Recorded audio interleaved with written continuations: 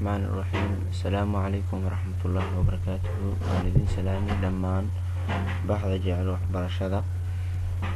waxaan maanta halkan kusoo gudbin doonaa haddii ilaahay idmo insha Allah lessonkii inoogu dambeeyay ee kalaaska form 4 maadada chemistry-ga chapterkiisii koowaad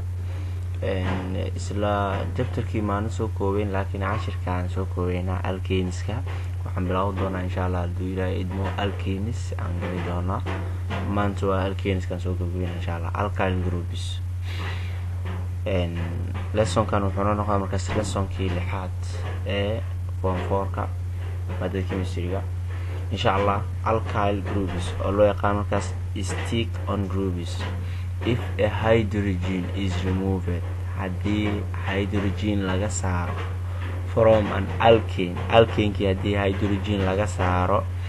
it leaves an alkyl group waxay u tagaysaa markaas alkyl group u tagaysaa alkane ka diyaar uu koodii hor waan soo sheegnay alkane haddii hal hydrogen laga saaro waxaan dhahnay alkyl group noqonay means alkane qaacidadu waxay ahayd C sub n H sub 2 n plus 2 ahayd alkylkan qaacidadiisu waxay tahay markaa C sub n H sub 2 n plus 1 waa hydrogen meesha n plus 2 meesha ahayd xala laga saaro n plus 1 noqonay okay alkyl groups are stick on groups ay noqonay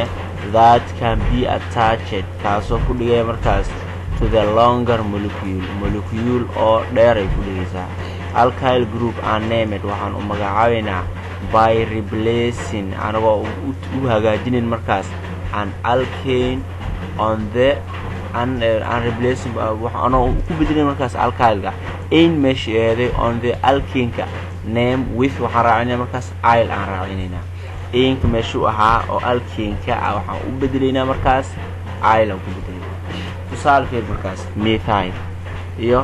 ethyl hor muxuu ahaa jiray methane inta eenu ku yiri meeshan inkan ku yaal jiray intuu yaal jiray had maxay markaas methyl ethyl sidoo kale waxaan leenahay n propyl generic name of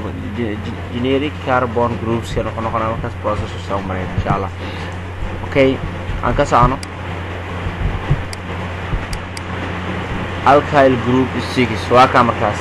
meeshii hal hydrogen ahaa maxaa loo sameeyay breaking loo sameeyay waa la jibiyay meeshii afar hydrogen ahayd hal hydrogen maxaa loo sameeyay break waa la jibiyay sidoo kale meeshan inta meeshii laga reebay 3 hydrogen maxaa loo sameeyay break oo ku dhaca markaas meeshii uu sii jiray waa ka markaas propylki waa kana asana normal propylki asana sidoo kale maxaa loo sameeyay break down waa la sii jibiyay meeshii alkyl groups a group of atoms waa team kamida atomyada that result waxa ku soo xarayo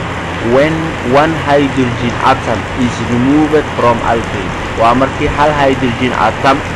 oo laga saaro alkane waxa uu naqana alkyl group waa ka markaas meeshan oo imo alkane qaacidadiisu waxay ahayd C sub n H sub 2 n plus 2 meeshan ahayd alkane muxuu noqonaa markaas C sub n H sub 2 n plus 1 because of what alkane ki hal laga saaray okay jange wuxuu isku bedelaa inka ending to il oo noqonaa markaas sala kamita markaas methyl waxa kamita ethyl kamita waxa kamita propyl kamita elimination of reaction of alkanes waxaan leenahay elimination of ka wuxuu dhacaa when two atoms markay laba atomiyo or groups are removed from molecule markii laga saaro moleculeada waxa uu naqana markaas elimination if product maxsuulka multiple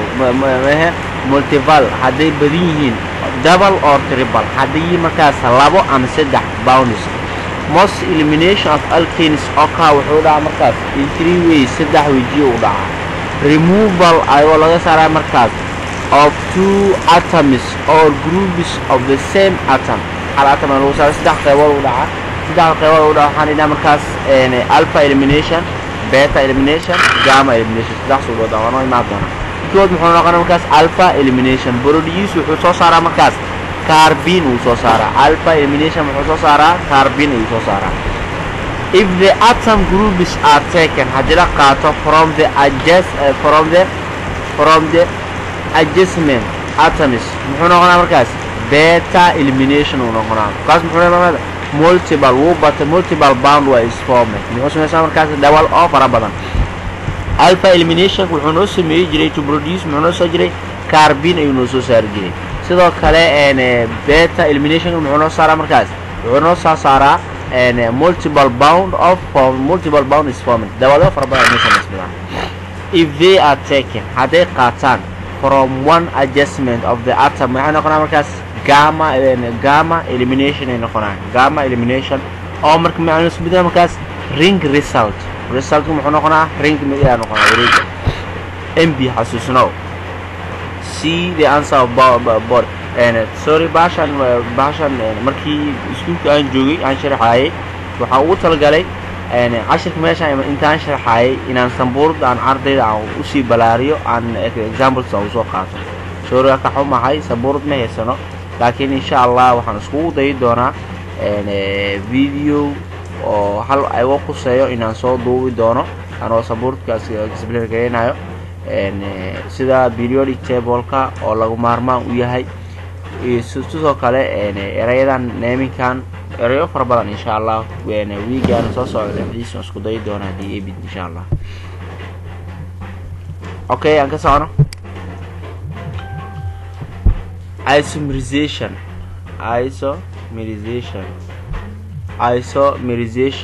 of an alkene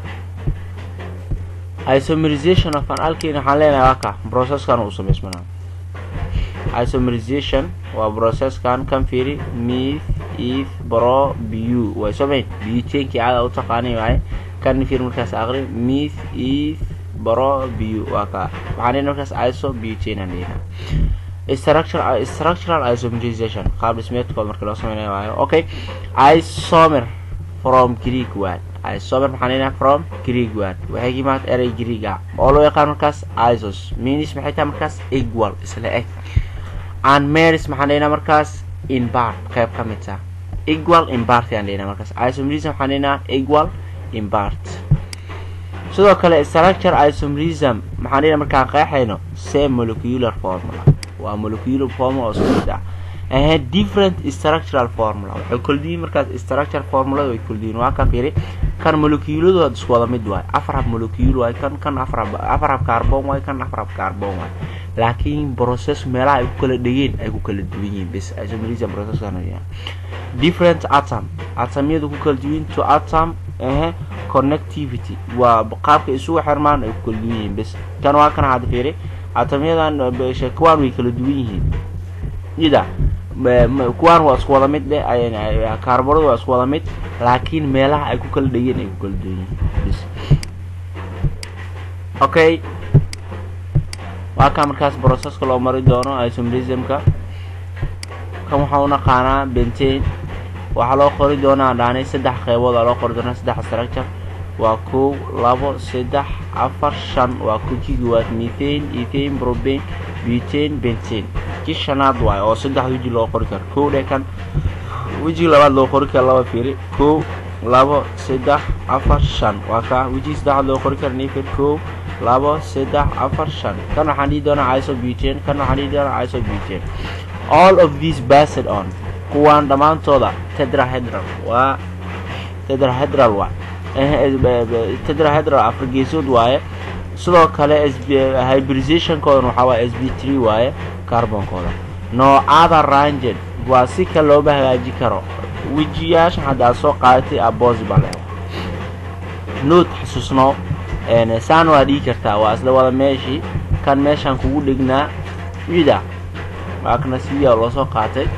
kan waxa loo sameeyay fiiri kan la meesha inta yaala inta lagu keenay waa isla meeshii waa carbonka inta waxa markaas carbonka labada u dhigeen inta carbonka labada u dhigeen sidoo kale kan waxa loo sameeyay markaas midaan oo meesha dhexda ku dhigneeday la lagay meeshan geeska la geeyay haka saano okay aad u maasantiin waxaan idin leeyahay sidaas iyo nabadgelyo insha Allah next lecture waxaan ku soo xajin doonaa hadii Ilaahay idmo inkastoo arday fara badan ay nagu codsanayaan fasalka form 2 iyo fasalka form 3 inkastoo hadda u bilownay aan form 3 aanan taaban insha Allah waa isku day doonaa inaan taabano haddii ay possible inoo noqotona insha allah laba cashir inaan usoo dhigno sida alkeniska inaan kusoo xijino haddii waqti inoo saamaxan insha allah waa class form 2 inaan soo gelin 3 inaan soo gelin haddii ilaahay insha allah